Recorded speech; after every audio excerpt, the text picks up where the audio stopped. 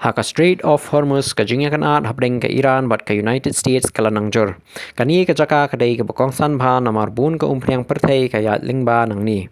Ka Iran kala pen mi video ka baka kam ba ka pen I ka jingya ther pen maham persha ya ki ling jingya le jong ka US. La pen nun kam da ki missile ki rocket bat ki drone Henry ka Iran ka ong baka ni ka dai tang ka jing maham om ka jingya ther shisha. Katkum ka Iran kiling jong ka US kila persang bandrung pat ba sakani kalenti duriau kila penlip ya ki reader jong ki bat om chem lalap Henry ka Iran kala pet ngor bat kala tip ya kani kibor sipai jong ka Iran kila ai ka jing maham bunsin bakiling US kim day bandrung Henry katkum ka jinga thu jong ka Iran kini ki jing maham lasha kensting hadin kata ka Iran kala penun kam da ki missile bat ki drone ha kabayadai bat kiling US ban Pynibor.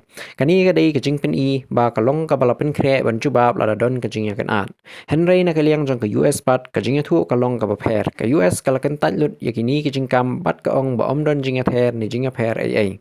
Menta artli kajing thu khana ki don kawai na ka Iran bat kawai pat na ka US. Kajing shisha kadang sa kajing dum.